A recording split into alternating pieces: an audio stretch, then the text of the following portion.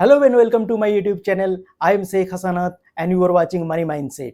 Top 10 best performing mutual fund scheme के बारे में डिस्कस करेंगे जो पिछले 10 सालों में अपने इन्वेस्टर्स को बहुत ज्यादा पैसा बना के दिया है। क्या आप ऐसे फंड में इन्वेस्टेड हो या फिर अगर आप फ्रेश इन्वेस्टमेंट करना चाहते हो तो क्या ये सब फंड आपके इन्वेस्टमेंट के लिए सुइटेबल होगा, जानेंगे इस वीडियो में।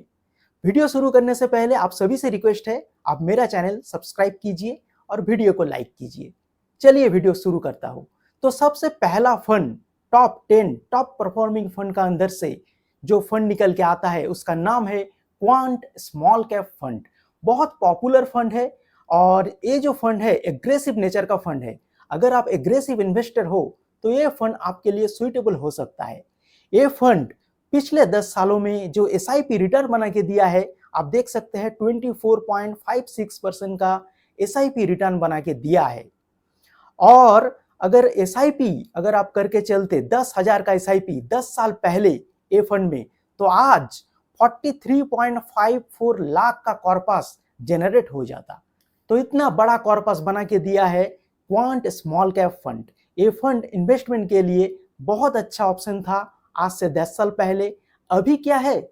जी हाँ, अभी भी ये फंड अच्छा रिकवरी दिखा रहा है। हालांकि थोड़ा डाउन परफॉर्मेंस आया है ये फंड में, लेकिन ये फंड अभी भी इन्वेस्टमेंट के लिए सुइटेबल है। अगर आप एग्रेसिव इन्वेस्टर हो तो बिल्कुल इस फंड में इन्वेस्ट करके चल सकते हो।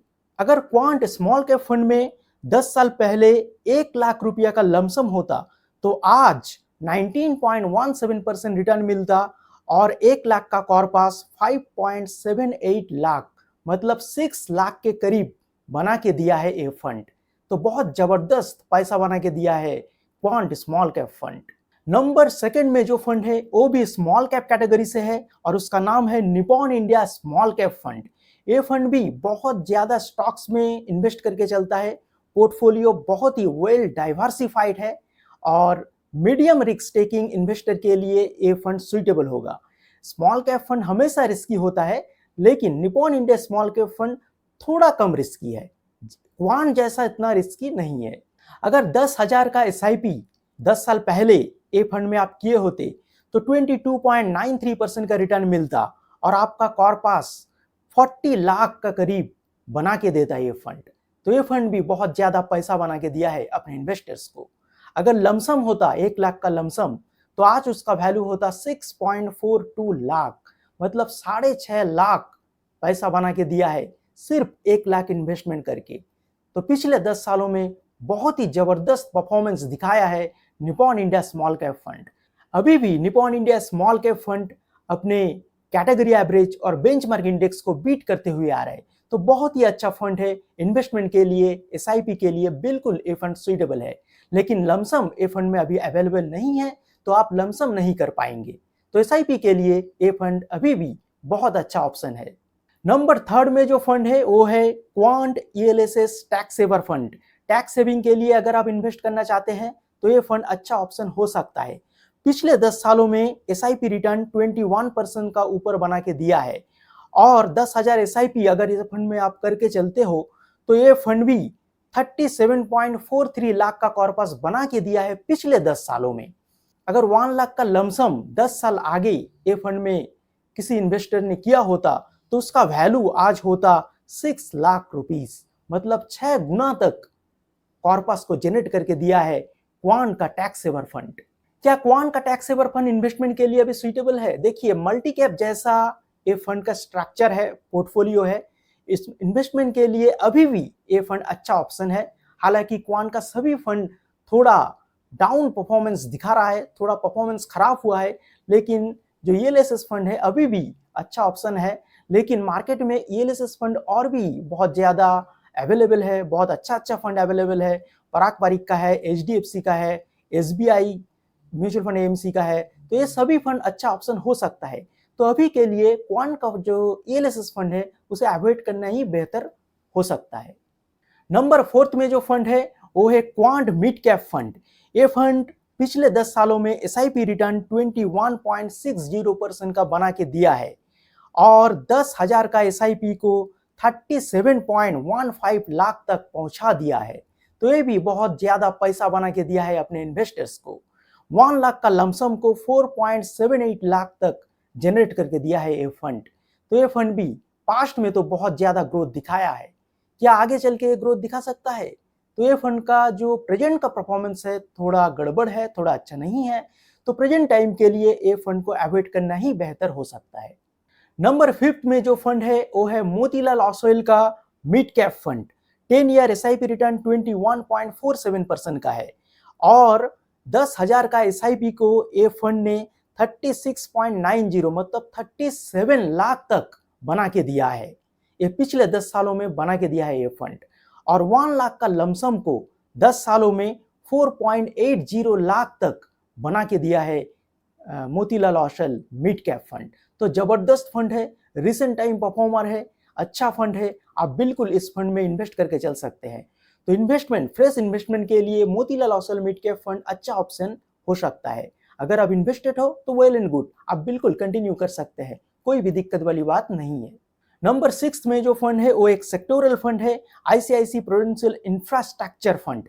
ये फंड बहुत ज्यादा ग्रोथ रिसेंट टाइम में दिखा रहा है, क्योंकि इंडियन जो गवर्नमेंट है इंफ्रास्ट्रक्चर का ऊपर बहुत ज्यादा फोकस कर रहा है। तो इंफ्रास्ट्रक्चर जो सेक्टर है आगे का 5 साल या फिर 7 सालों में बहुत ज्यादा ग्रोथ दिखा सकता है और बहुत ज्यादा रिटर्न भी बना के दे सकता है।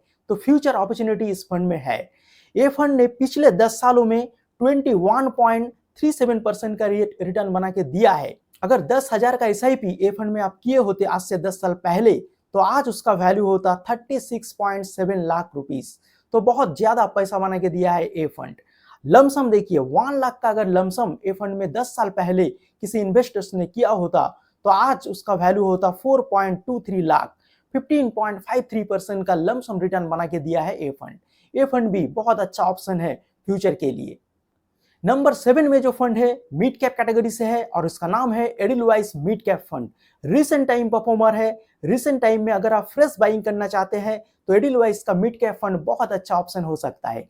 ये फंड भी 10 सालों में बहुत ज्यादा रिटर्न बना के दिया है, 20.97% मतलब 21% का रिटर्न बना के दिया है और 10,000 का एसआईपी को 35.91 लाख तक बना के दिया है ये फंड। अगर 1 लाख का लमसम ए फंड में आप किए होते तो ये फंड 4.91 लाख का कॉर्पस आज का डेट में बना के दिया है। तो पिछले 10 सालों में ये फंड ने जबरदस्त परफॉर्मेंस दिखाया है और आगे चल के भी ये फंड अच्छा रिटर्न जनरेट कर सकता है। तो ये fund moderate risk taking investor के लिए बिल्कुल सुइटेबल है। मोतीलाल ओसवाल का जो मिड कैप फंड है थोड़ा फोकस्ड पोर्टफोलियो है, तो थोड़ा कॉन्सेंट्रेटेड पोर्टफोलियो के लिए हाई रिस्क हो जाता है। तो हाई रिस्क टेकिंग इन्वेस्टर के लिए Motilal Oswal mid cap fund suitable है।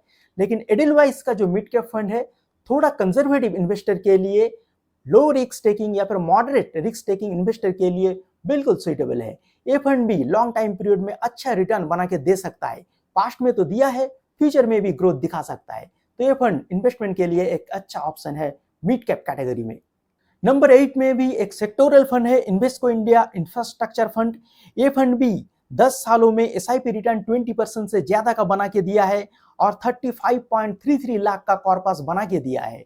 और लमसम अगर 1 लाख का किया होता ये फंड में किसी इन्वेस्टर आज से 10 साल पहले, तो आज उसका वैल्यू होता 4.28 लाख। तो ये फंड भी अच्छा पैसा बना के दिया है अपने इन्वेस्टर्स को। अच्छा ऑप्शन है इन्वेस्टमेंट के लिए, क्योंकि इंफ्रास्ट्रक्चर सेक्टर फ्यूचर में ग्रोथ दिखा सकता है, इस सेक्टर में पॉसिबिलिटी है।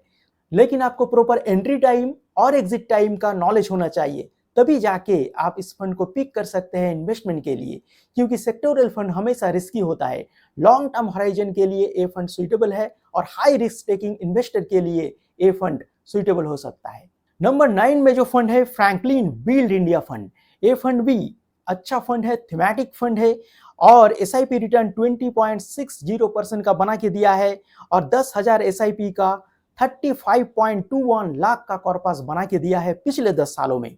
और लमसम 1 लाख का अगर किया होता है फंड में किसी इन्वेस्टर, तो 16.59% का रिटर्न मिलता और 4.64 लाख का कॉर्पस ये फंड भी जनरेट करके दिया है पिछले 10 सालों में। तो बहुत ही अच्छा फंड है, बहुत ही अच्छा रिटर्न बना के दिया है। अगर ये थीम फ्यूचर में चलता है तो ये फंड भी फ्यूचर ग्रोथ दिखा सकता है। प्रेजेंटली अगर आप इन्वेस्टेड करना चाहते हैं तो ये फंड में इन्वेस्टेड ना करें, क्योंकि आपको नॉलेज होना चाहिए थीमेटिक फंड में इंटर और एग्जिट करने का, तभी जाके इन्वेस्टमेंट कर सकते हैं। फिलहाल के लिए ये फंड को आप अवॉइड करें तो अच्छा रहेगा। नंबर 10 में जो फंड है वो है Nippon India growth fund. Mid cap category का फंड है। 10 सालों में 20.38% का रिटर्न बना के दिया है और 10,000 SIP का जो प्रेजेंट वैल्यू बना के दिया है वो है 34.79 लाख, मतलब 35 लाख का करीब एक बड़ा कॉर्पस बना के दिया है पिछले 10 सालों में, और 1 लाख का लमसम को 4.67 लाख तक पहुंचा दिया है ये फंड पिछले 10 सालों में। तो ये फंड भी एक जबरदस्त ऑप्शन है इन्वेस्टमेंट के लिए। ये फंड प्रेजेंट में अच्छा परफॉर्म कर रहा है, फ्यूचर में भी अच्छा ग्रोथ दिखा सकता है।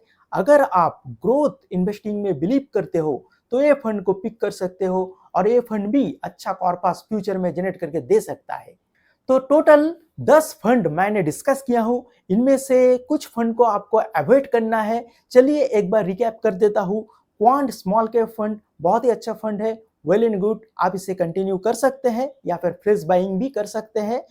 और Nippon India small cap fund, ए फंड भी जबरदस्त फंड है, इन्वेस्टमेंट के लिए बहुत अच्छा ऑप्शन है। Quant ELSS tax saver fund, आप इसे दूरी बना के रहिए तो बेटर है।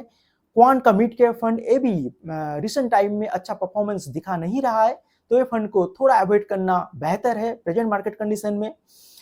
और नंबर 5 में Motilal Oswal mid cap fund, investment के लिए बहुत अच्छा ऑप्शन है, आप SIP या फिर लमसम कर सकते हैं, कोई दिक्कत वाला बात नहीं है। ICICI प्रूडेंशियल इंफ्रास्ट्रक्चर फंड, ये फंड भी बहुत अच्छा ऑप्शन है इन्वेस्टमेंट के लिए। एडिलवाइस का मिड कैप फंड जबरदस्त फंड है, आप बिल्कुल इन्वेस्ट कर सकते हैं, कोई दिक्कत वाली बात नहीं है। इन्वेस्टको इंडिया इंफ्रास्ट्रक्चर फंड, ये फंड भी जबरदस्त फंड है, आप इन्वेस्ट कर सकते हैं। इन्वेस्टको इंडिया इंफ्रास्ट्रक्चर फंड इन्वेस्टमेंट के लिए बहुत अच्छा ऑप्शन है। अगर आप फ्रेश बाइंग करना चाहते हैं तो कर सकते हैं, लेकिन आपको प्रॉपर नॉलेज होना चाहिए, और हाई रिस्क है ये फंड में, तो ये बात को आपको ध्यान में रख के इन्वेस्टमेंट शुरू करना चाहिए। और फ्रैंकलिन इंडिया बिल्ड फंड अभी के लिए ये फंड में ना है।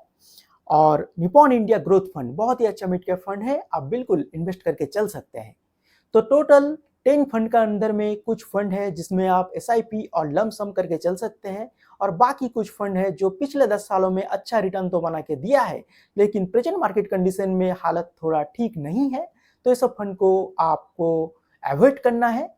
तो ये था आज का वीडियो। ऐसे और भी सारे mutual fund related interesting video के लिए देखते रहिए मनी माइंडसेट।